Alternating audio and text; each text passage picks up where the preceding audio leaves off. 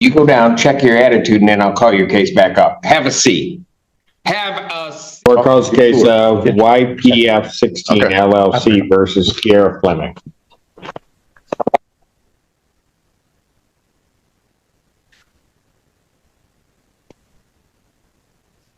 Buckle up, guys. Today we are going to witness how quickly a courtroom can shift from routine to intense. Right from the opening seconds, the judge sets a strict tone, calling out attitude before the case even begins. This isn't just about rules, it's about respect. The tension is immediate, and you can already sense that this case is not going to unfold smoothly or quietly. What stands out here is how early the authority is established, almost like a warning shot. The judge is signaling that behavior will matter just as much as the facts. This opening moment pulls viewers in because it feels unpredictable. You know something is about to go wrong, and fast.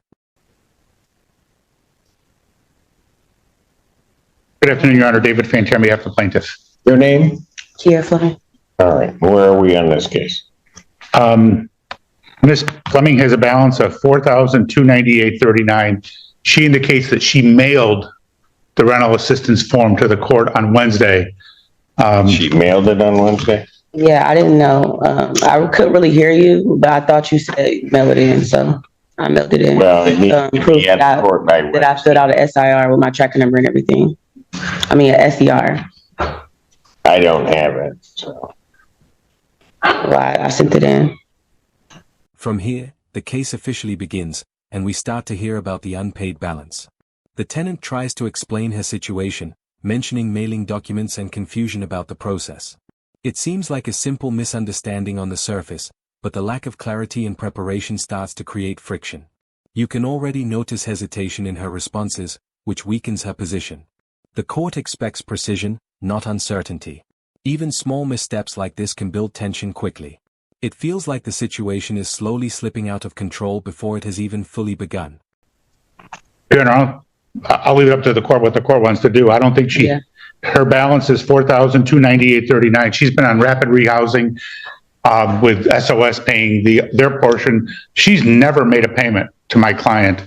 And I reached out, and from what she has said, so I reached out to SOS to see if they were going to be able to help her with the balance. What she indicated to me was... Can I talk?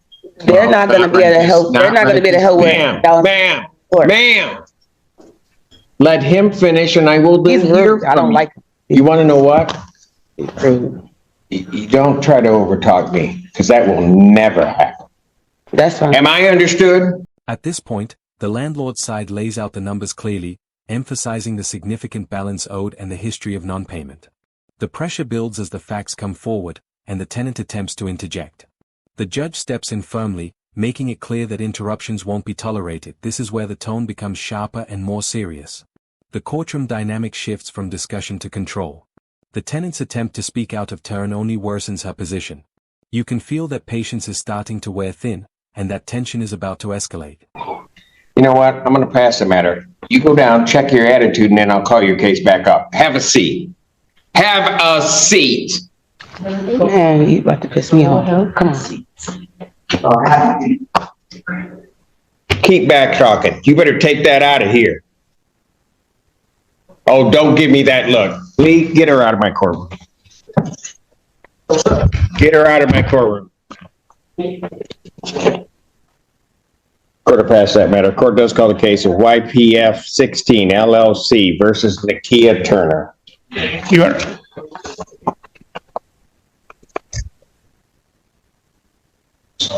Your Honor, I'll wait for it.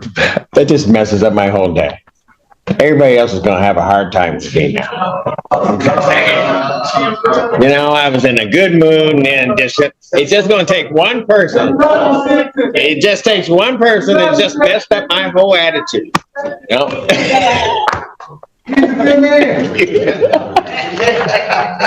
Nakia Turner. Your Honor, I filed an administrative closing on this case. Things escalate quickly here. The tenant continues to push back, and the judge's patience reaches its limit. What follows is a decisive moment. She is warned, then removed from the courtroom entirely.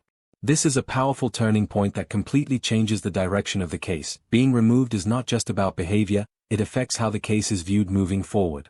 The judge's reaction shows that respect is non-negotiable. This moment hits hard because it's sudden and intense. It's the kind of scene that keeps viewers locked in. With her bankruptcy attorney that there is a bankruptcy in both their names. And so I gave to, And I will sign the order for administrative close. great. Got it. And YPF 16 versus Christina Morgan. That matter is dismissed on plaintiff's motion without. And so we only have her? Yes.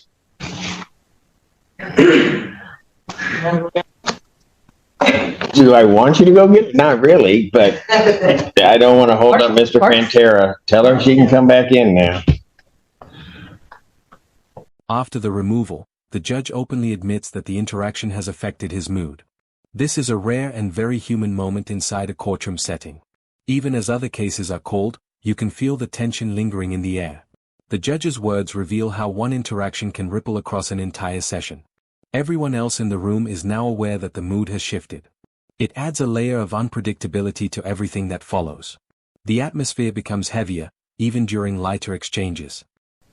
You know, people, if she don't act right, it's going to get bad. No, hey, I'm just telling you. I'm just giving fair warning. Would you like your coffee, sir? So we can go get it for you right now. No, I'm good. I don't know about the rest of you, but I'm good.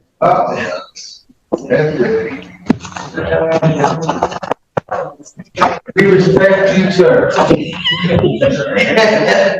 Your Honor, if you want to pass. I'll pass it and then. We have to get quick, right? No. You know what? You keep talking. I'm going to do something to you too. Courthouse case. So Augusta Woods versus the Joeldine Ballard. On the map. She has been attorney. Good afternoon. Good afternoon, Your Honor. David Santa Croce on behalf of Shelby Mink. Here, the courtroom shifts into a lighter tone with brief laughter and casual remarks, but underneath it all, the judge continues to send subtle warnings. It's a mix of humor and authority that keeps everyone on edge. Even in these lighter moments, the earlier tension hasn't disappeared. The judge is clearly reminding everyone to stay in line. It's almost like a reset, but not a full one. You can tell that any mistake from here could quickly bring things back to a serious tone. Okay, got it. Is she in the premises? Or? So YPF 16 LLC versus Kiera Fleming.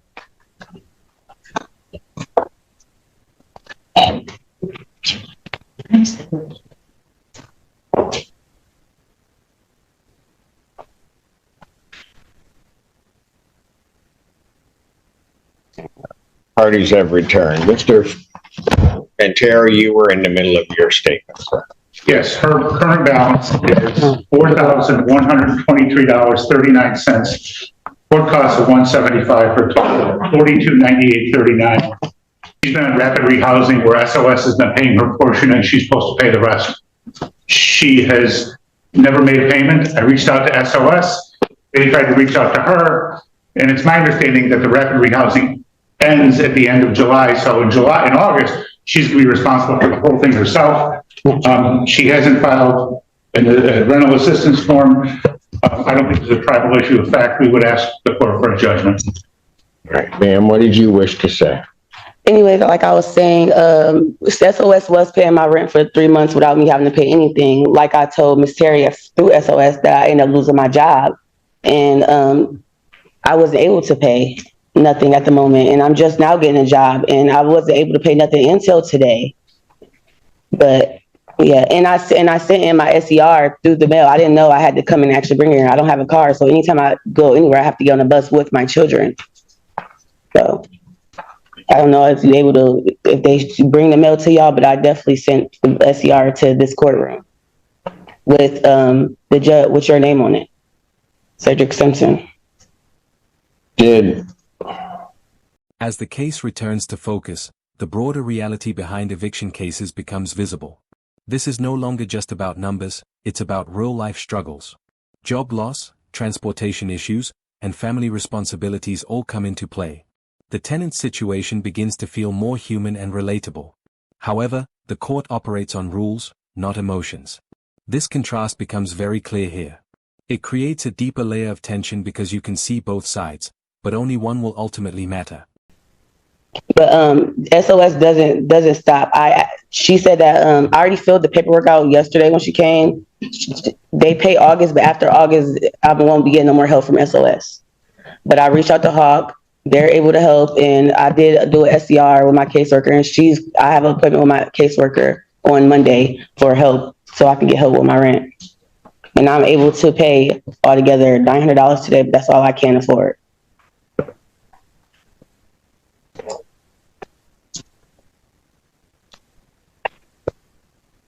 Well, if we get to August 1st, then August rent is going to kick in, which means you're not going to be. No, August rent is paid by her, by SOS. I'm going to let you finish because I'm not going to be interrupted again. I'm sorry. So what else did you want to say? That's all I had to say. That's what I said. It was already paid. August month is already paid. That's why she came over yesterday and I filled out the paperwork. So August month to be paid. After August, September, I won't be getting no help after August, is what I'm telling you.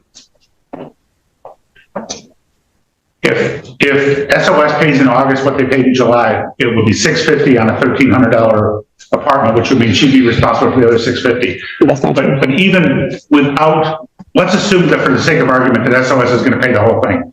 She still has a $4,200 balance. And I don't think there's any way that's going to be paid.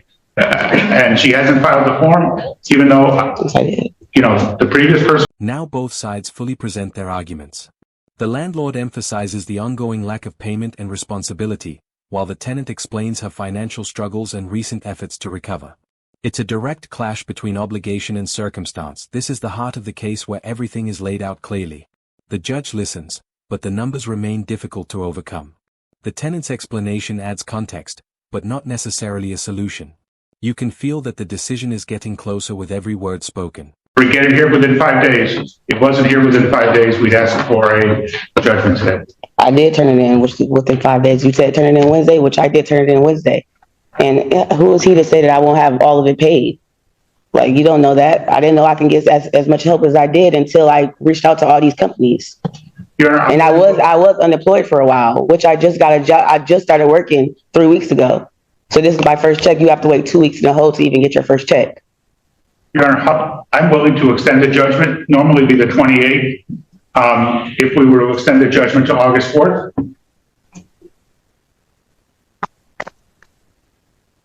There's no tribal issue for this court in regard to this case. I'll grant a judgment court possession with the redemption amount of the $4,298.39 with a writ to issue August 4th, 2025. Thank you. Can you tell me exactly what does that mean? I just issued a judgment, the 429839 will need to be paid on or before August 4th of 2025. I've done it that way because if I grant an adjournment in this case, quite frankly, whatever the dispute is with the August rent would be added on to this figure, which I was trying to say earlier. Yeah. So it's a benefit that if you can find the funds to get this paid. The tenant makes a final effort to salvage the situation, offering a partial payment and explaining upcoming support. Despite the effort, the numbers don't align with what's owed. The gap is simply too large that there's a sense of urgency and hope in her voice, but also desperation. This is the moment where reality starts to outweigh possibility. The court has to rely on what is proven, not what might happen. It becomes clear that the outcome may not be in her favor. For August. Okay. Right, so you have to the 4th to get it paid. Yeah, but last thing I got to say is that when I talked to my SOS worker, Ms. Terry, our agreement was for her to pay the full amount because she know I'm not going to be able to pay the full amount. The money that I have now is going to be towards to the money I already owe. So August is already going to be paid. Like the full amount is going to be paid, so I won't have to worry about August. Maybe you're not hearing me. I'm hearing what you said. The judgment, I'm not dealing with August. I know that. I'm just letting you know for sure that's going to be paid. That's all. But thank you. Have a nice one. Thank you. Jesus. People in the room.